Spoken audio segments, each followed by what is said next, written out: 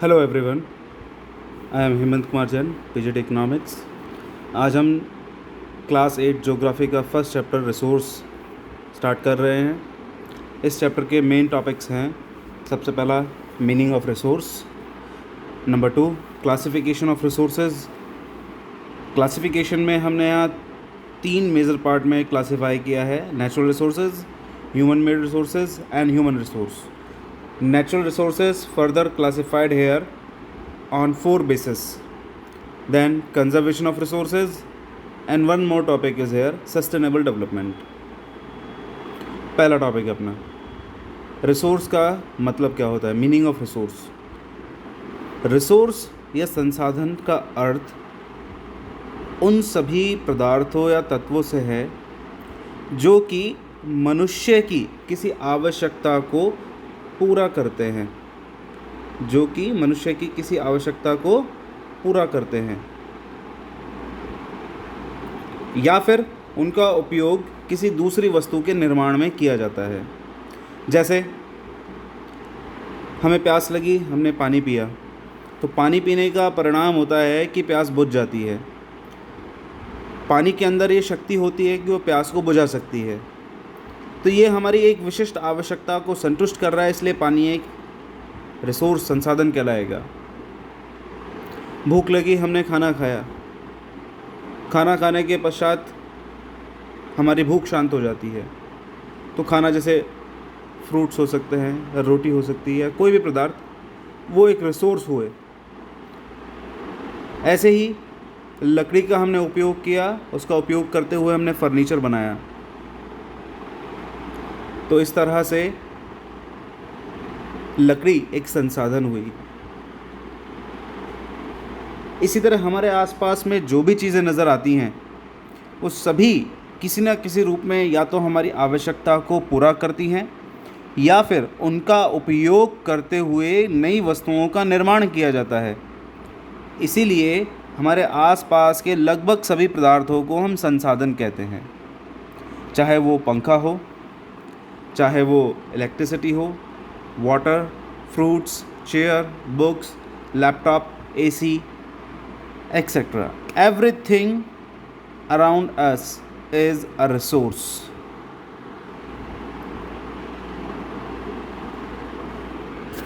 Classification of resources. तो resource का broadly classification हमने किया है 2 पार्ट्स में। Number 1 natural resources, second human made resource and third human resource. यहाँ नेचुरल रिसोर्सेज का फिर 4 पार्ट्स में और क्लासिफिकेशन किया गया है, जो कि resources on the basis of use and development, then resources on the basis of distribution, then resources on the basis of origin, and last one resources on the basis of exhaustibility और stock. अब हम यहाँ पर सभी का description पढ़ेंगे, देखेंगे। तो सबसे पहले नेचुरल रिसोर्सेज। नेचुरल रिसोर्सेज क्या होते हैं? तो नेचुरल रिसोर्सेज का अभिप्राय है वो सभी रिसोर्स जो नेचर से हमने प्राप्त किए हैं, ड्रॉन फ्रॉम नेचर, और उनका उपयोग हम करते हैं बहुत ही कम परिवर्तन करके, without much modification used by human. यानी हमने सीधा उन्हें नेचर से प्राप्त किया और जिस रूप में हमें मिले लगभग उसी रूप में हमने उनका उपयोग कर लिया, तो वो कहलाते हैं हमारे नेचुरल रिसोर्सेज, प्राकृतिक संसाधन। यहाँ इस पिक्चर में आपको नज़र आ रहा होगा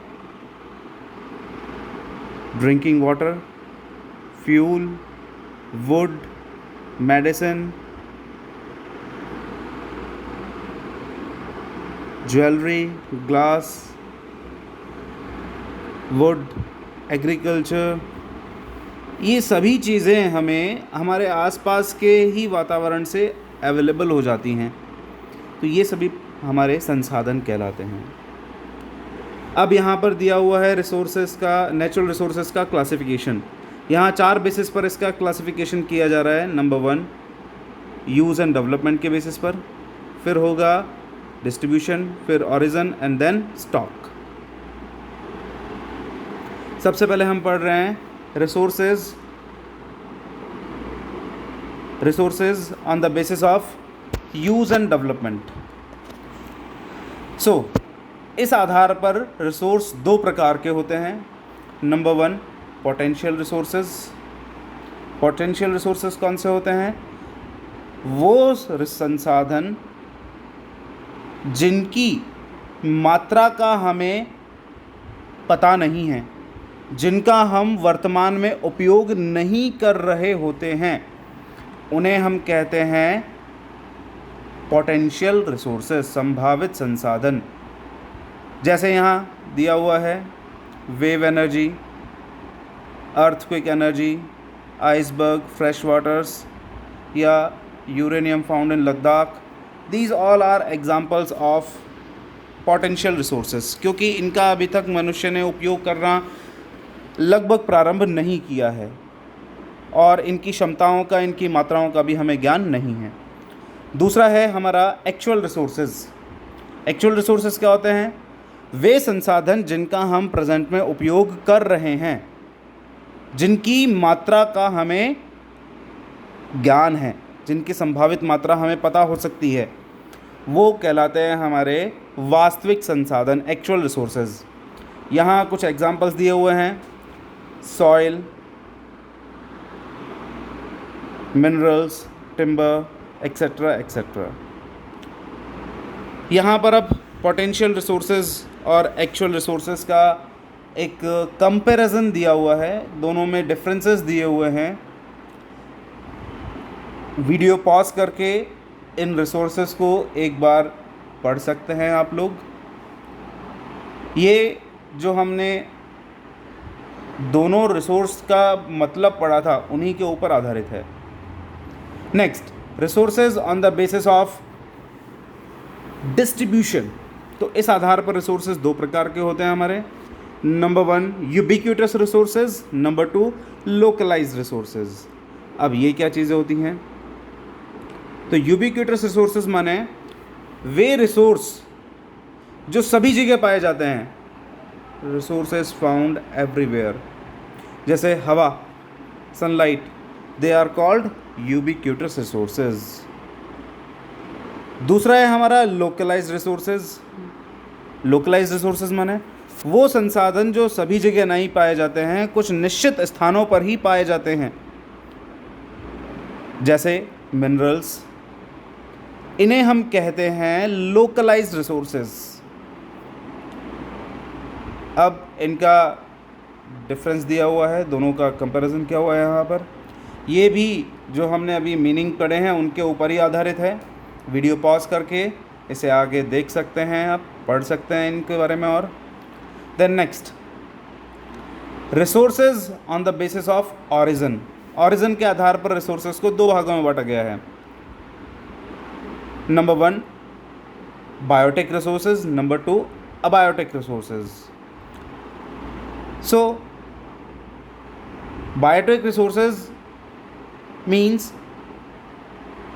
all the organisms, living organisms found in our ecosystem, they are called biotic resources.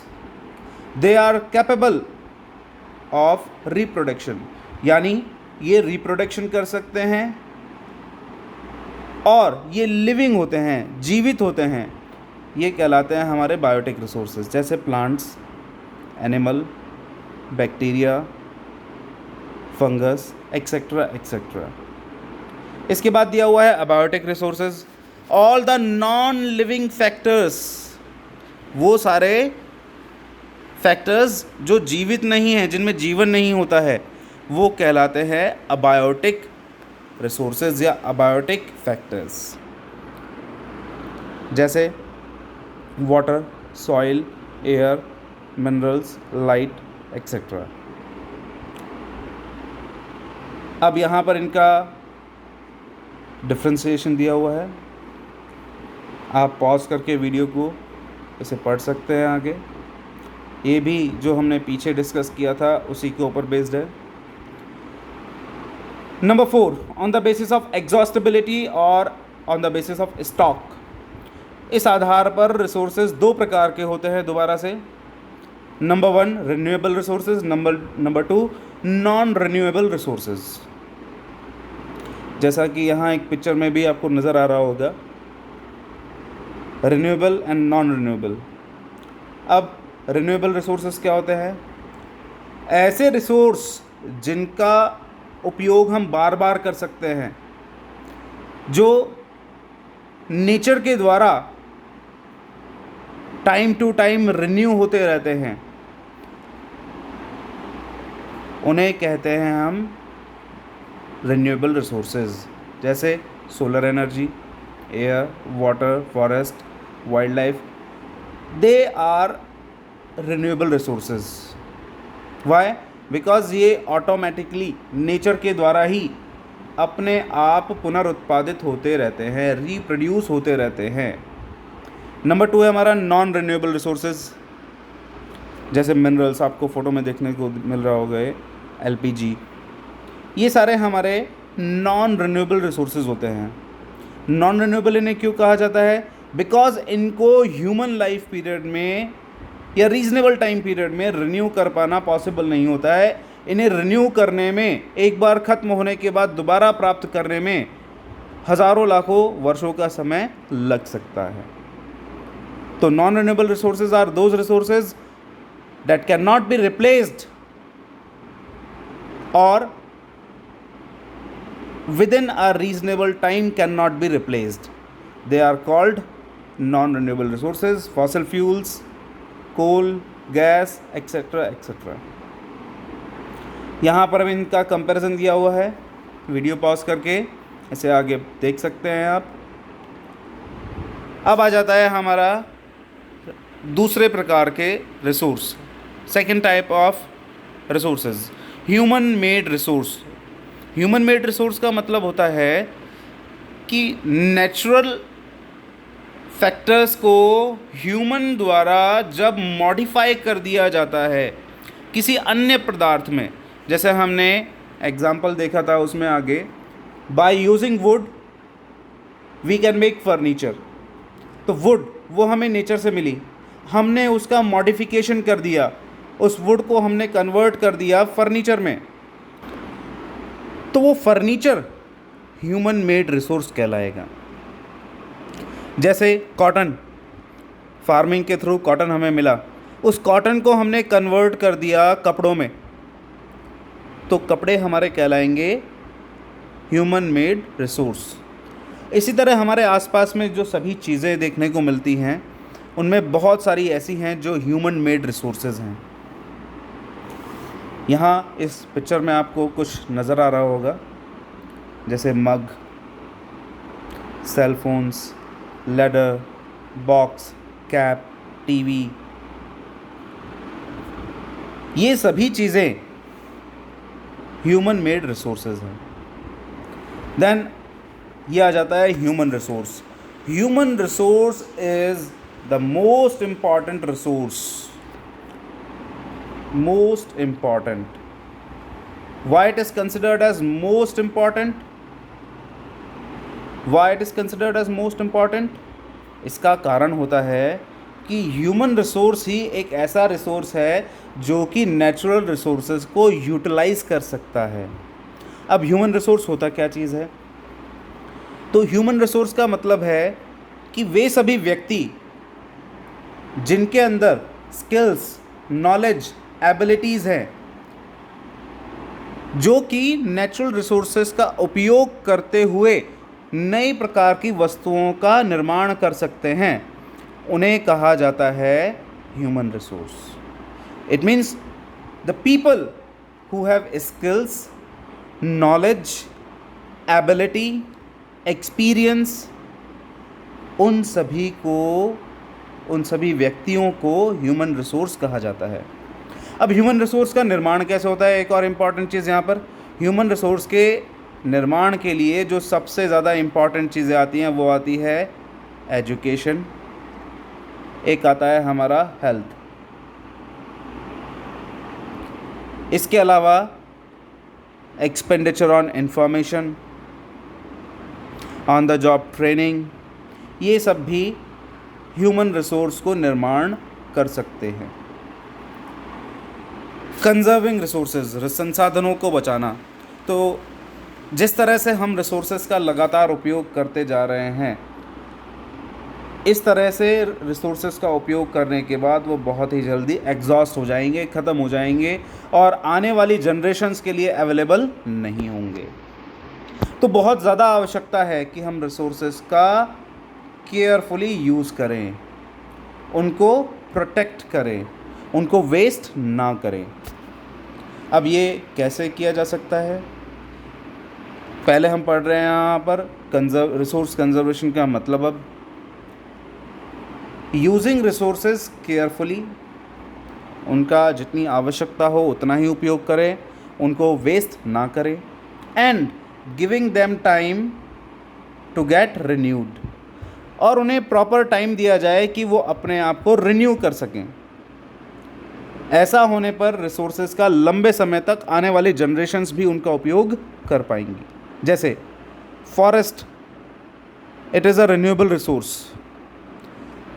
जंगल अपने आप ही क्या होते रहते हैं, रिप्रोड्यूस होते रहते हैं, लेकिन उसके लिए एक निश्चित समय होता है। अगर हम बहुत तेज़ी से जंगलों को साफ़ कर देंगे तो उनके रिप्रोडक्शन के रेट बहुत ज़्यादा कम हो जाएगी। ऐसे ही वाटर, ग्राउंड वाटर जो होता है हमारा, अगर हम ग्राउंड वाटर का बहुत ही ज़्यादा उपयोग कर लेंगे तो उसका रिप्लेनिशमेंट, उसके दोबारा रिप्रोड्यूस होने की, यानी पानी दोबारा ग्राउंड के नीचे जो लेवल है वो बढ़ने में बहुत लंबा समय लग जाएगा।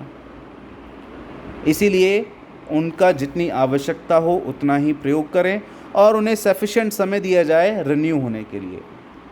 अब हमारे पास यहाँ एक और इम्पॉर्टेंट टॉपिक आ जाता है, सस्टेनेबल डेवलपमेंट। सस्टेनेबल डेवलपमेंट का मतलब होता है ऐसा डेवलपमेंट जो बहुत लंबे समय तक चलता है,